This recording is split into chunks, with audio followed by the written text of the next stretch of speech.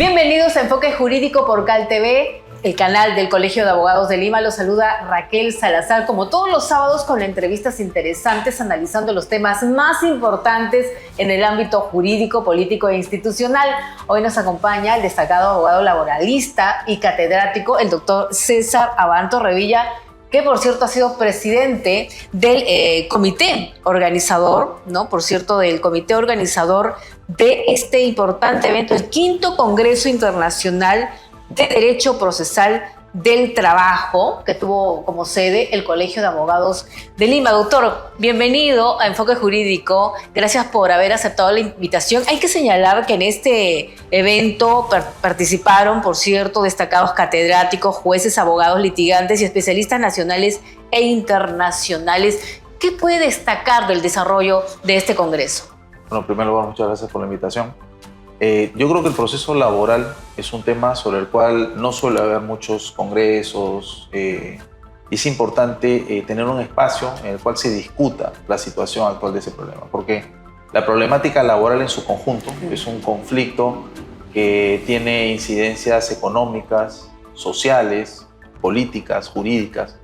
Entonces, resolver esos problemas es fundamental. Tiene que haber una herramienta eficaz, eficiente, célere, que facilite esa solución. Entonces, nosotros tenemos una ley procesal de trabajo desde el año 2010 que empezó caminando bien, pero con el tiempo ha presentado algunas deficiencias, no solo por la cantidad de procesos que se han ido acumulando, ¿no? Que es una variable que uno no puede manejar o no puede determinar cuándo alguien quiere demandar o no, eso no se puede prohibir. ¿Ya? Pero creo que la ausencia de mecanismos extraprocesales facilita esta cantidad de procesos. Entonces, hay jueces muy preparados, pero de repente no cuentan con las herramientas o la infraestructura suficiente y adecuada para poder dar celeridad y solución a estos casos, ¿no? Y de las conclusiones de este Congreso Internacional, ¿finalmente se concluye que se necesita una reforma? A ver, yo creo que como está el proceso actualmente, requiere una serie de reformas, sobre todo en lo que se refiere al proceso ordinario, ¿no? Hay un proceso ordinario laboral que es el estándar y tiene dos fases en primera instancia, que es la etapa de conciliación y la etapa de juzgamiento. Si algo ha quedado claro en estos 15 años es que ambas deberían estar unidas en una sola audiencia, ¿no? Es realmente una mera formalidad el querer obligar a las personas a conciliar. La conciliación es un acto voluntario. Otro aspecto que creo que ha quedado revelado en el Congreso es la necesidad de establecer nuevas formas de acelerar la ejecución. Es decir, del 100% de la duración de un proceso normal, el 30% es el proceso en sí. Y el 70%, el 80% restante es la etapa de la ejecución. Es decir, yo gano el proceso y cuando quiero que se cumpla la sentencia, hay una serie de mecanismos de dilación y de extensión que muchas veces a quien favorecen es al Estado, cuando el Estado es demandado en sus diferentes formas, sea el Poder Ejecutivo, el Poder Legislativo, el Poder Judicial, gobiernos locales y regionales, que posiblemente sean los que más dilación en pagos tienen. Entonces existe toda una serie de una estructura normativa que permite que estas deudas, con el Estado principalmente, se puedan extender en su pago hasta fácilmente 5 años.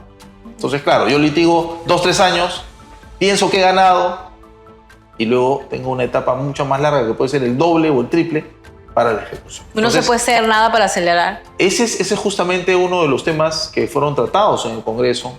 Había una serie de planteamientos que creo que todos los operadores de justicia y vinculados al tema laboral y procesal laboral, como bien mencionabas, abogados, catedráticos, jueces, van a tomar en cuenta de cara a lo que podría ser una futura reforma, ¿no? Ahora, en la Comisión de Justicia se ha aprobado un predictamen, ¿no? Que propone la creación del Código Procesal del Trabajo, que plantea una serie de puntos, pero esto es nuevo, ¿no? El Código Procesal del Trabajo. Es necesario porque todavía se ha aprobado en una comisión, todavía falta que se apruebe en el Pleno, pero ¿es necesario este nuevo código o un código? Porque no había, creo, ¿no? A ver, de hecho fue aprobado primero en la Comisión de Trabajo, luego en la Comisión de Justicia. Esto proviene de un proyecto planteado por el Poder Judicial. ¿Ya? Creo que es la primera vez que el Poder Judicial plantea un proyecto de esta naturaleza y envergadura.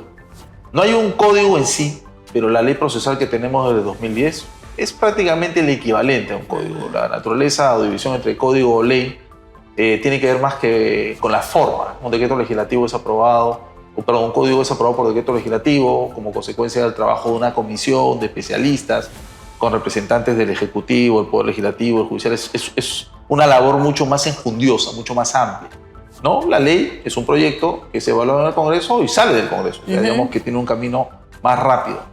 Yo considero que con ajustes a la ley que tenemos actualmente, que tienen que ver más con la reforma de la parte de la etapa de ejecución, que con introducir nuevos mecanismos en la parte del proceso mismo, podrían haber funcionado, ¿no? Hay algunas propuestas interesantes en el proyecto. Por ejemplo, el proceso monitorio, por ejemplo, ¿no? ¿Qué es el proceso monitorio? El proceso monitorio lo que hace es trasladar al proceso laboral las ventajas del proceso ejecutivo civil, ¿no? Si yo tengo un título de valor, lo ejecuto rápidamente, ¿no? Y la idea es que las deudas laborales, que posiblemente sean 6 de cada 10 demandas que se presentan, si no 7, puedan ser derivadas a ese proceso. Existe en la Ley Procesal de Trabajo un proceso de ejecución, un proceso ejecutivo, pero es para documentos muy específicos, ¿no? Sentencias, resoluciones o transacciones, es decir, la ventana es mucho más corta. Lo que pretende el monitoreo es abrir el espacio y permitir que se puedan ejecutar deudas que hoy tienen que transitar todo el proceso ordinario. Es decir, un proceso de 3 años se podría resolver en meses, ¿no? Ahora, esta iniciativa establece que los procesos de trabajo deberían ser tramitados en orden cronológico. La atención preferente la tendrían las madres gestantes, lactantes, los discapacitados, los menores de edad, los adultos mayores. A su vez tendrán prioridad las causas en que se cuestione la protección del fuero sindical de los dirigentes sindicales y los que padezcan de enfermedades terminales. ¿Esto es algo novedoso o ya estaba? Salvo lo del orden cronológico, ¿no? El orden cronológico es el orden natural que establece la Ley Orgánica del Poder Judicial. O sea, yo como juez recibo expedientes en cierto orden y tengo que resolverlos en ese mismo orden, ¿no? Entonces, yo creo que sí, está bien, no todos los casos que mencionas, pero los primeros, por ejemplo, sobre todo madres gestantes, personas con discapacidad. En la actualidad, quienes tienen algún tipo de prevalencia son, por ejemplo, los adultos mayores, ¿no? Entonces, creo que establecer cierto tratamiento preferente es razonable en tanto la excepción no se convierte en la regla. Es decir, si yo tengo una lista tan grande de personas beneficiadas por esta excepción, los que no están ahí van a verse perjudicados y se podría generar situaciones que luego sean cuestionadas por afectación al derecho a la tutela judicial efectiva, que supuestamente es igual para todos. También propone que se cree el registro de empleadores que incumplan sus obligaciones laborales, la cual será publicitada y administrada desde la página web del Ministerio de Trabajo.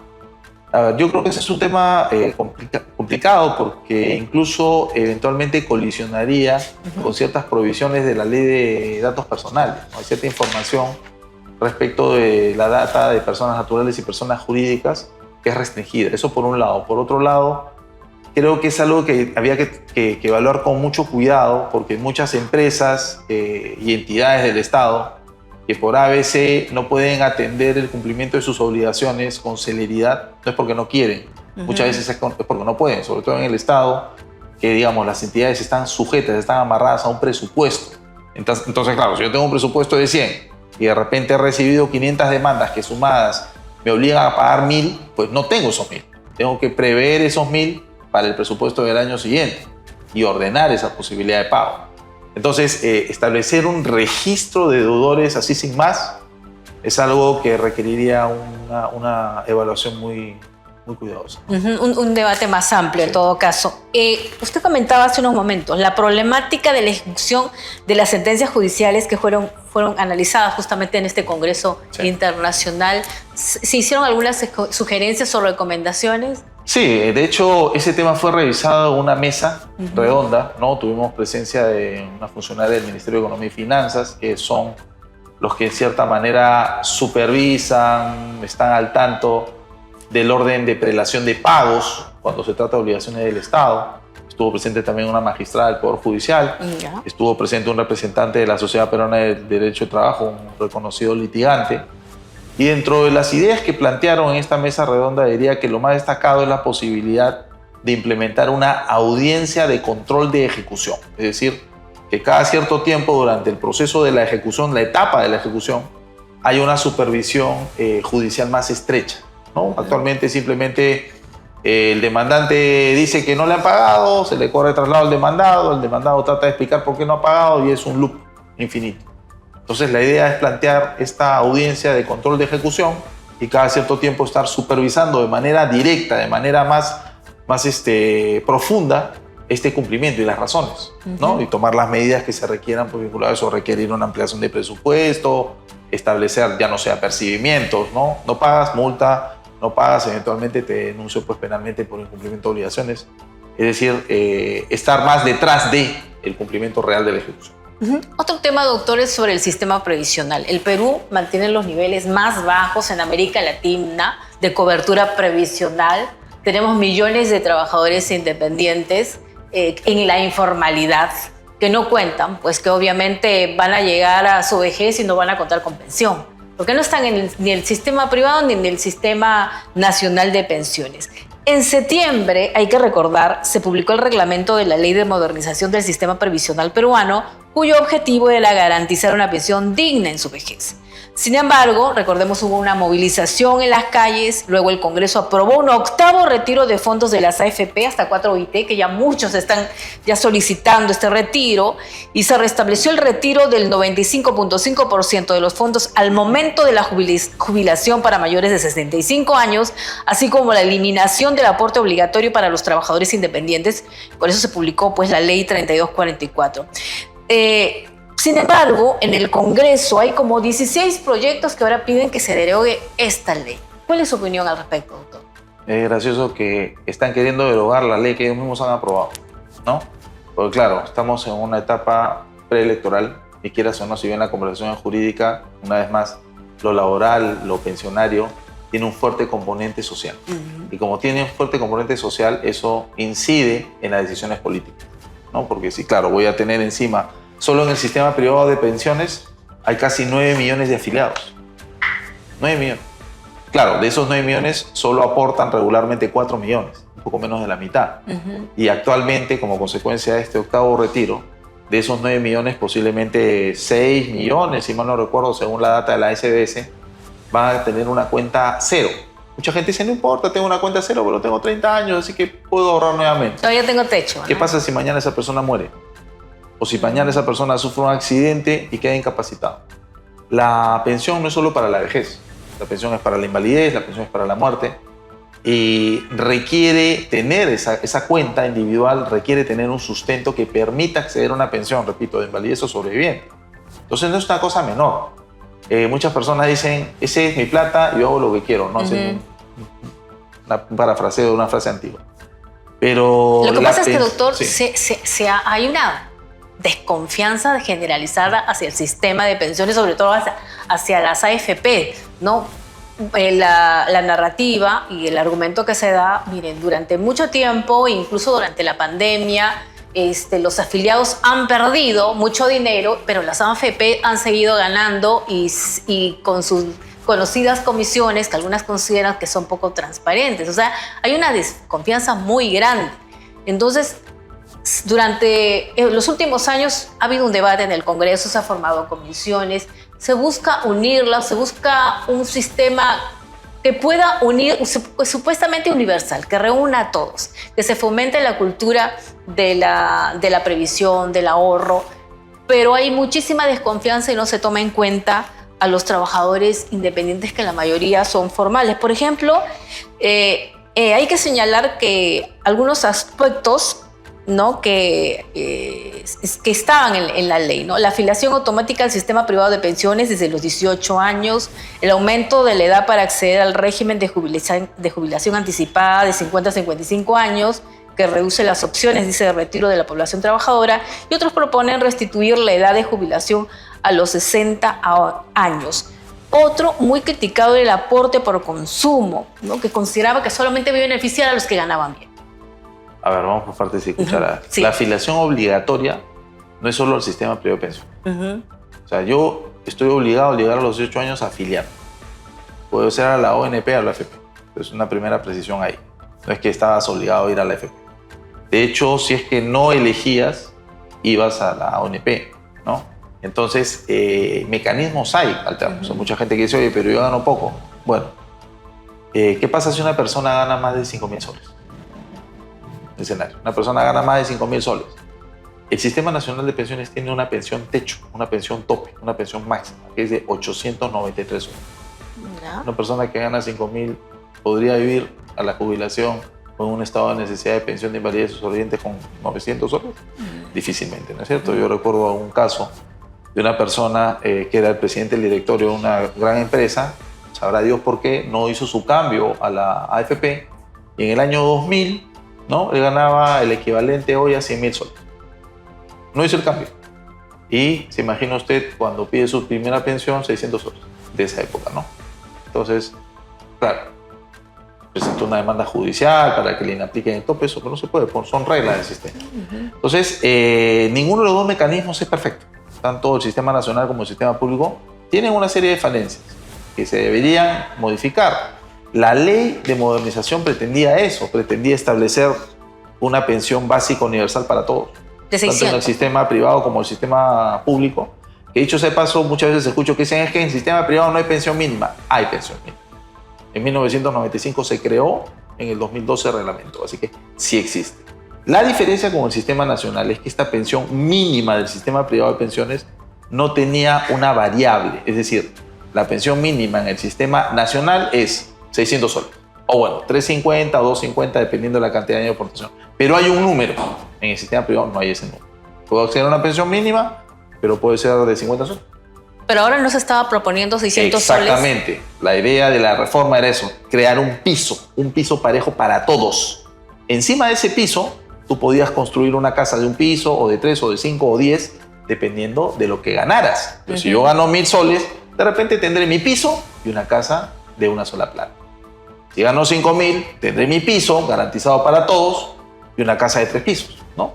Tratando de hacer un ciclo. Entonces, lo que ha hecho esta ley del último retiro, al eliminar la afiliación obligatoria, es romper precisamente lo que esta ley pretendía solucionar. Hoy, aquí y ahora, noviembre del año 2015, solo 2 de cada 10 peruanos que trabajan tienen una pensión, o van a tener una pensión eventualmente. Los otros 8 viven más que en lo independiente, porque si yo soy trabajador independiente es porque en cierta forma yo quiero ser independiente. La informalidad no tiene que ver con eso. La informalidad es muchas veces de personas que sí trabajan, pero que se ven en una situación de informalidad porque su empleador, por X motivo, toma esa decisión. Entonces, nuestro país es prioritariamente informal. Te lo mencionaba al inicio del comentario. Somos el segundo país, si mal no recuerdo, solo por detrás de Paraguay, con la peor cobertura a nivel pensionario. Entonces, eso era lo que pretendía revertir la reforma al obligar a las personas a ser parte del sistema. Por ejemplo, cuando se decía desde los 18 años, señalaban no, porque todavía son muy inmaduros, son muy jóvenes. En el caso de los independientes, querían que ellos decidan, porque ellos dicen... Te puedes cambiar. No es que, a diferencia de la reforma del 92 que decía, eliges la AFP y no puedes ir a la ONP, ahora sí está la posibilidad de cambiar de sistema. Entonces, si a los 18 yo no elegí, por default, me afilian a la ONP o a la AFP, yo después puedo decir, oye, siempre quiero ir al otro. Cámbiate. No hay problema. El aporte por consumo, que se dice solo beneficiaría a los que ganan 7.000, 8.000 soles y que compran en supermercados o tiendas por departamento. Es relativo. Yo no creo que las personas que ganan el sueldo mínimo no vayan a hacer sus compras todas las semanas, ¿no? Es decir, una vez más regresamos al mismo punto. Iguales somos solo ante los ojos de Dios. Y eso no es que esté bien o que esté mal, es parte de la vida natural. Sea porque alguien trabaja más, sea porque ha tenido la fortuna de haber heredado o lo que fuere, pero la realidad es esa. Pero las personas que ganan menos o que ganan más igual consumen. Hoy estas personas no están aportando nada, ni los unos ni los otros, no están aportando nada. Entonces, si bien es cierto, posiblemente el aporte por consumo de quien gana menos sea una casa, como decía, de una sola planta, va a haber una casa de una planta, ¿no es cierto? Aquí y ahora no hay nada, ni siquiera el terreno, no hay nada. Entonces, no es la panacea, no es el paraíso, pero sin duda alguna es una mejora y es la diferencia entre, como dicen, 600 soles es una porquería, disculpe que lo diga así de manera coloquial, pero hay una muy grande diferencia entre tener esos 600 soles, o 300 o 200, respecto a no tener nada fijo mensual. Hay iniciativas incluso que están en el Congreso por debatirse, proyectos que proponen que la pensión mínima sea de sueldo mínimo. Bueno, lo que pasa es que es fácil proyectarse con el dinero ajeno, ¿no es cierto? En lo que es materia pensionaria, la propia Constitución en su primera disposición final establece que cualquier reforma, ajuste, modificación o implementación de nuevos sistemas o cambios en los mismos requiere obligatoriamente de una revisión previa de sostenibilidad financiera. Es decir, yo no puedo decir hoy día, ¿sabes qué? Págale 1.000. Ya, pero has visto que tenemos solo 10.000. Esto ahora 10 meses. No importa, págale 1.000. No se puede. Las proyecciones en materia pensionaria tienen que ser a 20, a 40 o a 60 años. Esos son los plazos que se manejan para la sostenibilidad de un sistema, ¿no? La congresista Norma Yarro también presentó un proyecto que propone modificar la ley de modernización, restituir el derecho de los herederos a retirar el íntegro de los fondos del afiliado en caso de fallecimiento, la pensión adelantada a los 50 años y la inclusión de los independientes en forma voluntaria. Bueno, esos puntos ya creo que se aprobó. ¿Qué le parece esta propuesta? A ver, aquí y ahora, si una persona muere, tiene una cuenta de AFPs y no tiene beneficiarios de pensión, de orfandad o de viudez, ese dinero es más hereditario.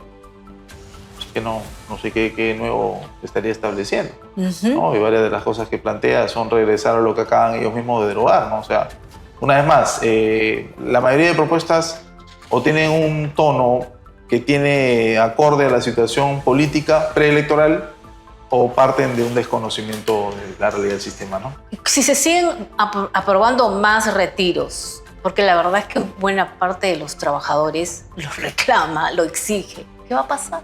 Ya para finalizar. Como decía hace un momento, el sistema de pensiones es el equivalente al pago de impuestos. De hecho, en el año 99, la ley 27038 estableció que los aportes de ONP y de salud se rigen por el Código Tributario. Entonces, ¿a qué me refiero esto? La pensión, el aporte, es una suerte de recaudación obligatoria. La gente está en contra posiblemente, porque nadie voluntariamente va a aportar para lo que es algo futuro, ¿no? Pero yo le pregunto a usted, si se abre esa cuenta y la gente comienza a retirar sus fondos indiscriminadamente, ¿qué cree que va a pasar cuando esas personas tengan 65, 70 años? Como los que han hecho el retiro del 95.5 desde el año 2016. Va a tener usted una cola muy larga de, no sé, millones de personas pidiendo pensión 65. Y eso que es insuficiente, la pensión 65, lo que da la pensión 65. Según la mitad fácilmente de lo que va a ser la pensión mínima que proponía la reforma del año pasado.